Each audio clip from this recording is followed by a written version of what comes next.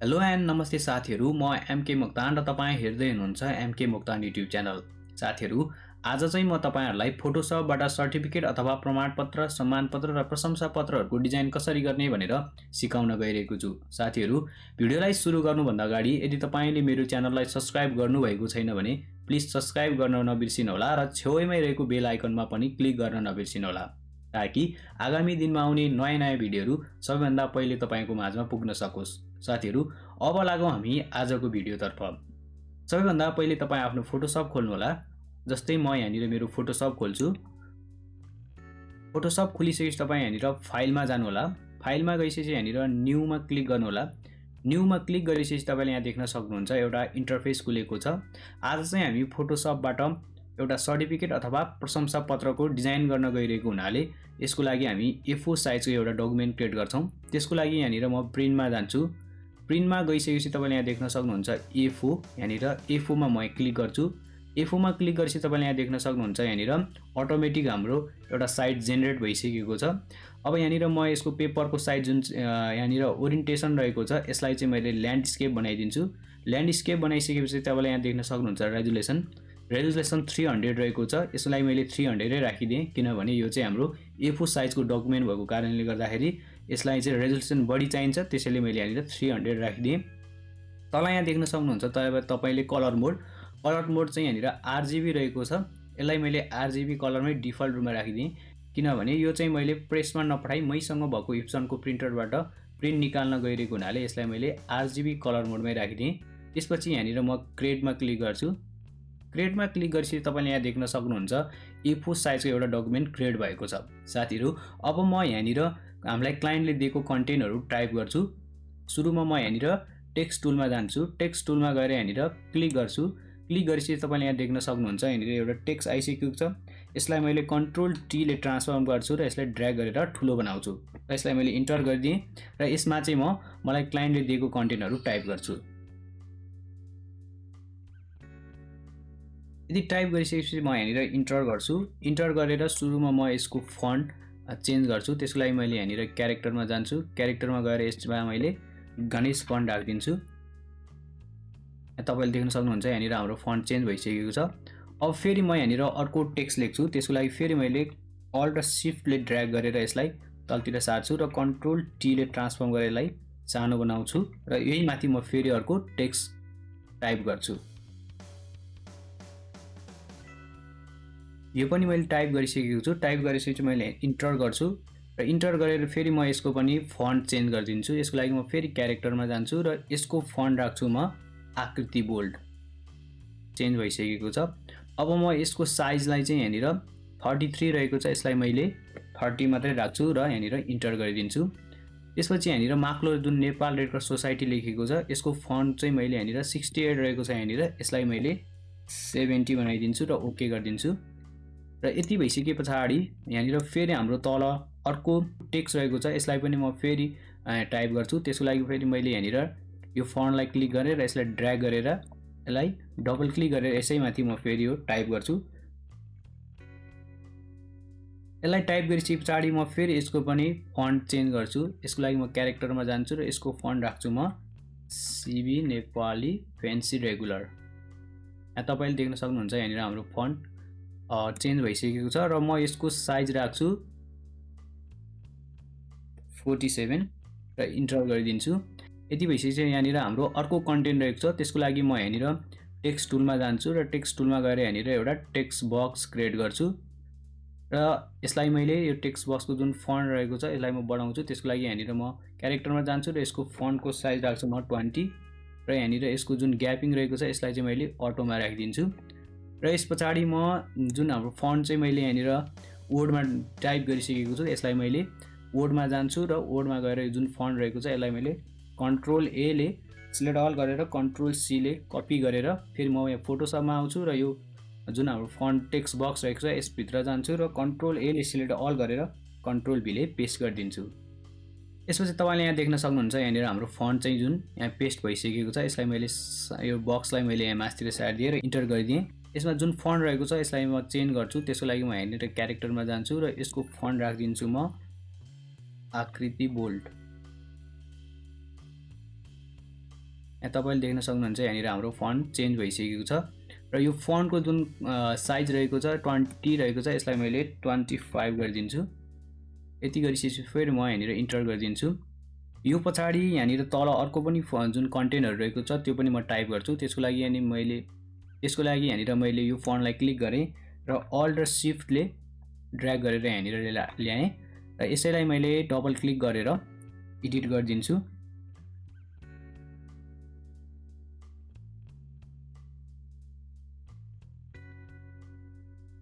त्यसपछि यहाँनिर अर्को पनि कन्टेन्ट रहेको छ त्यसको लागि फेरि मैले यहाँनिर अल्ट र शिफ्टले ड्र्याग गरिदिन्छु यसरी र यहाँनिर फेरि म डबल क्लिक गरेर यसै माथि एडिट गर्छु।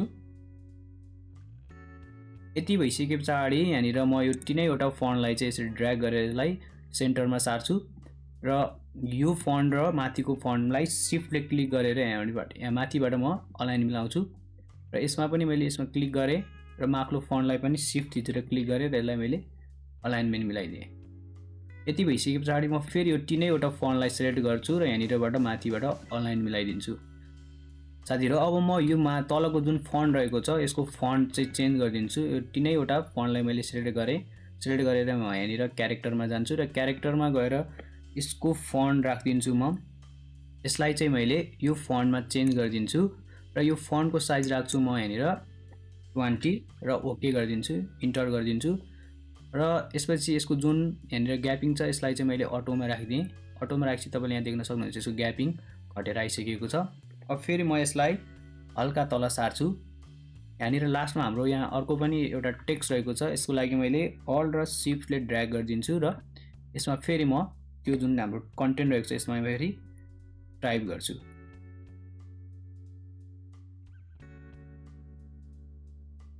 टाइप गरिसके पछाडि यसलाई मैले इन्टर गरिदिएँ र इन्टर गरेर यसको जुन फन्ट रहेको छ यसलाई मैले फन्ट चेन्ज गरिदिन्छु। यहाँनिर जान्छु र यसको फन्ट राख्छु म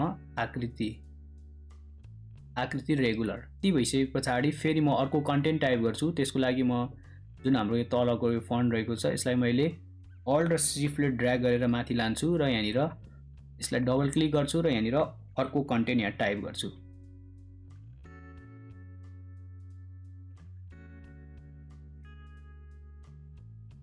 यदि टाइप गरिसकेपछि म यसलाई इन्टर गरिदिन्छु र इन्टर गरिसके पछाडि यहाँनिर तपाईले देख्न सक्नुहुन्छ यहाँनिर मैले सबै कन्टेन्टहरु टाइप गरिसकेको छु। साथीहरु अब यति भइसके पछाडि म यहाँनिर एउटा बोर्डर लिएर आउँछु। त्यसको लागि मैले यहाँ कन्ट्रोल ओ मा क्लिक गरेँ। कन्ट्रोल ओ मा क्लिक गरेपछि यहाँनिर म बोर्डरमा क्लिक गर्छु र बोर्डरमा क्लिक गरेर ओपन गर्छु। तपाई पनि यस्तो खालको बोर्डरहरु pngtree.com मा गएर फ्रीमा डाउनलोड गर्न सक्नुहुन्छ।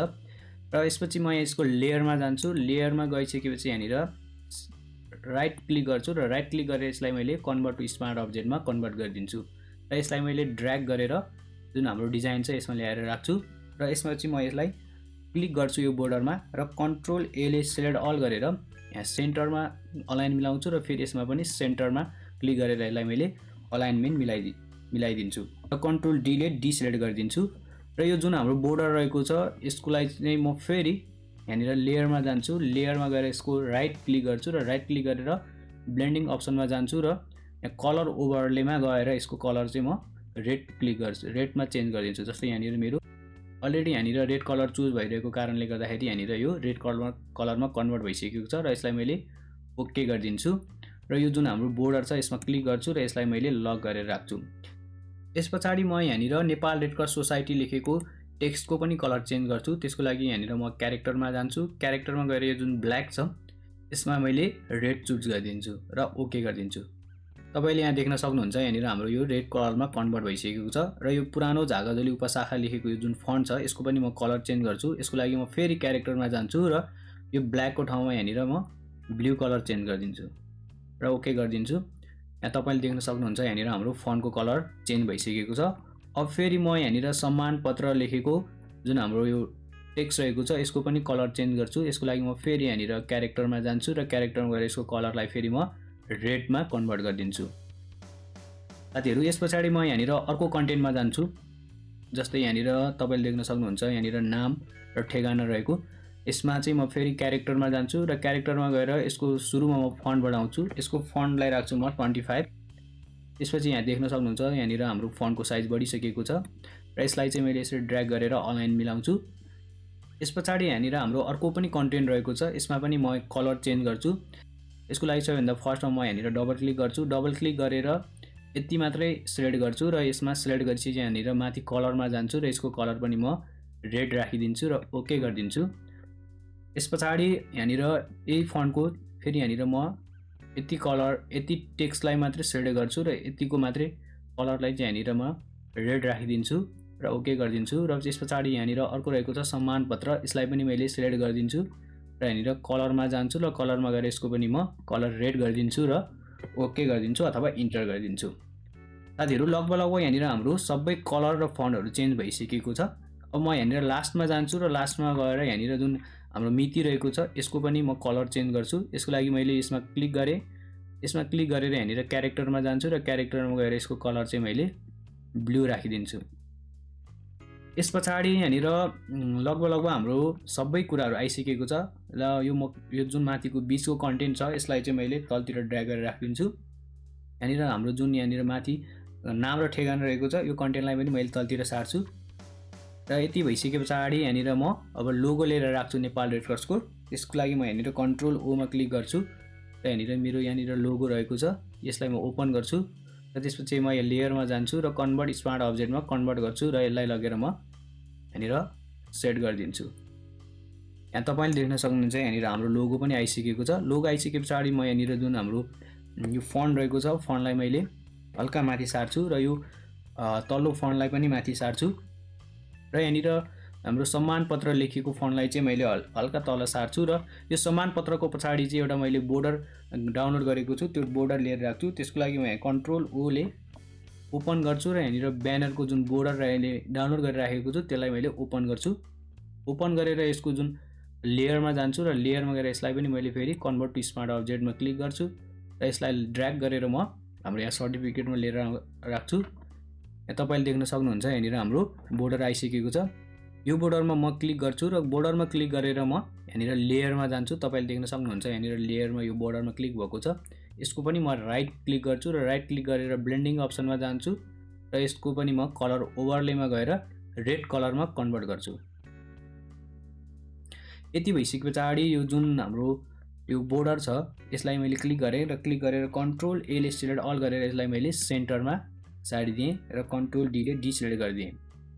तपाईँले यहाँ देख्न सक्नुहुन्छ हाम्रो यो बोर्डर पनि यहाँनिर आइसकेको छ र यहाँनिर अब म यो पछाडिको जुन सम्मान पत्र लेखेको फन्ट छ यसमा केही यहाँनिर ड्रप स्याडो दिन्छु। त्यसको लागि मैले यो फन्टमा क्लिक गरेँ, फन्टमा क्लिक गरेपछि यहाँनिर लेयरमा यसमा गएँ, लेयरमा गएँ र यसको ब्लेन्डिङ अप्सनमा जान्छु र यहाँनिर ड्रप स्याडोमा क्लिक गर्छु र ड्रप स्याडोमा क्लिक गरेपछि यहाँनिर जुन ओपासिटी छ यसलाई मैले बढाउँछु र यसको कलरलाई पनि म पुरा ब्ल्याक राख्छु र यसको डिस्टेन्सलाई म घटाइदिन्छु। यसको डिस्टेन्सलाई घटाएपछि म यसको साइजलाई पनि हल्का घटाइदिन्छु र यसको स्पिडलाई थोरै बढाउँछु र फेरि म यहाँनिर स्ट्रोकमा जान्छु। स्ट्रोकमा गएर यसको कलर चाहिँ म वाइट राखिदिन्छु र ओके गरिदिएँ र यसको पोजिसनलाई चाहिँ मैले आउटसाइड राखिदिएँ र यसको साइज छ यसलाई चाहिँ मैले घटाइदिन्छु।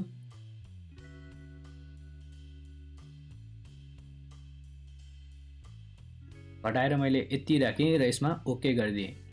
तपाईँले यहाँ देख्न सक्नुहुन्छ यहाँनिर हाम्रो ड्रप स्याडो र स्ट्रोक पनि एप्लाई भइसकेको छ।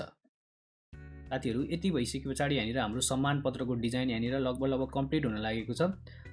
त्यस पछाडि म यहाँनिर यो जुन हाम्रो बोर्डर छ यसमा पनि केही डिजाइनहरू दिन्छु। यसको लागि सबभन्दा फर्स्टमा म यहाँनिर रेक्ट्याङ्गलमा जान्छु। यहाँनिर जुन बोर्डर रहेको छ यो बोर्डरकै साइजको एउटा रेक्ट्याङ्गल क्रिएट गर्छु। यसरी यहाँ बोर्डर क्लिक गरेपछि यहाँनिर बिचमा चाहिँ हाम्रो ब्ल्याक कलर एप्लाई भएको छ, यसमा चाहिँ म व्हाइट कलर एप्लाई गर्छु। यहाँ तपाईँले देख्न सक्नुहुन्छ यहाँनिर हाम्रो व्हाइट कलर एप्लाई भएको छ। व्हाइट कलर एप्लाई भइसकेपछि म यहाँनिर ब्याकग्राउन्डमा गएर म यसलाई अनलक गर्छु र यसको कलर चाहिँ म फेरि रेड राख्छु। त्यसको लागि फेरि म यहाँनिर कलरमा जान्छु, कलरमा गएर यहाँनिर रेड क्लिक गर्छु र यहाँनिर ओके गरिदिन्छु र किबोर्डमा अल्ट र डिलिट प्रेस गरेर यहाँनिर रेड कलर एप्लाई गरिदिन्छु र फेरि म यो जुन हाम्रो ब्याकग्राउन्ड छ यसलाई मैले लक गरिदिन्छु। यति भइसकेपछि तपाईँले यहाँ पछाडि देख्न सक्नुहुन्छ यहाँनिर हाम्रो रेड कलर एप्लाई भइसकेको छ ब्याकग्राउन्डमा र यहाँनिर हामीले जुन टेक्स्ट लेखेको थियौँ अघि त्यो टेक्स्ट चाहिँ यहाँनिर हराएको छ। त्यसलाई फेरि म माथि सार्छु। त्यसको लागि मैले यहाँ टेक्स्टमा गएँ, टेक्स्टमा गएर यसलाई माथि सारिदिएँ। माथि सारिसकेपछि तपाईँले यहाँ देख्न सक्नुहुन्छ हाम्रो टेक्स्ट फेरि आइसकेको छ। यति भइसके पछाडि फेरि म यहाँनिर रेक्ट्याङ्गलमा जान्छु। रेक्ट्याङ्गलमा क्लिक गरिसके पछाडि यहाँनिर फेरि म एउटा रेक्ट्याङ्गल क्रिएट गर्छु। यहाँनिर चाहिँ फुल्ली रुमा यहाँनिर रेड एप्लाई भएको छ। यसलाई चाहिँ मैले नो कलरमा चुज गरेँ र यहाँनिर स्ट्रोकमा चाहिँ गएर मैले व्हाइट राखिदिएँ। यसको जुन स्ट्रोक छ यसलाई मैले 20 मा राखिदिएँ र यहाँनिर इन्टर गरिदिएँ। यति भइसके पछाडि फेरि म यो रेक्ट्याङ्गलमा क्लिक गर्छु। रेक्ट्याङ्गल क्लिक गरेर कन्ट्रोल ए ले सिलेक्ट अल गर्छु र यहाँनिरबाट फेरि म अलाइन मिलाइदिन्छु र कन्ट्रोल डी ले डिसिलेक्ट गरिदिन्छु। यहाँनिर हाम्रो एउटा फन्ट हराएको छ, त्यसको लागि म यहाँनिर लेयरमा जान्छु र लेयरमा गएर यो फन्टलाई चाहिँ सबैभन्दा माथि लिएर आउँछु ड्र्याग गरेर। यस पछाडि म यो हाम्रो जुन लोगो छ यसलाई चाहिँ म अल्ट ले ड्र्याग गरेर यहाँनिर ल्याउँछु र यसलाई मैले कन्ट्रोल टी ले ट्रान्सफर्म गरेर यसलाई अलिक ठुलो बनाउँछु र यहाँनिर इन्टर गर्छु। इन्टर गरिसकेपछि फेरि यसमा सिलेक्ट गर्छु र यसलाई सिलेक्ट गरेर कन्ट्रोल ए ले सिलेक्ट अल गरेर यहाँनिर अलाइन मिलाउँछु र यति भइसकेपछि मैले फेरि कन्ट्रोल डी ले डिसिलेक्ट गरिदिन्छु र यो जुन हाम्रो लोगो छ यसलाई मैले फेरि तलतिर ड्र्याग गरिदिन्छु र ड्र्याग गरेर यो हाम्रो जुन यो टेक्स्ट छ यसलाई चाहिँ म फेरि माथि लिएर आउँछु। जुन यहाँनिर हाम्रो लोगो छ यसको चाहिँ म यहाँनिर ओपासिटी घटाइदिन्छु। यसको चाहिँ ओपासिटी राख्छु म 10। यति भइसके पछाडि साथीहरू फाइनली यहाँनिर हाम्रो सर्टिफिकेट अथवा सम्मान पत्रको डिजाइन कम्प्लिट भइसकेको छ। यसरी नै तपाईले पनि फोटोसपको मद्दतबाट सर्टिफिकेट अथवा सम्मान पत्र, प्रशंसा पत्र लगायत विभिन्न फ्लेक्स ब्यानरहरूको डिजाइन गर्न सक्नुहुन्छ भन्दै आजको लागि भने भिडियो यति नै। अर्को नयाँ भिडियोमा हामी फेरि भेटौँला।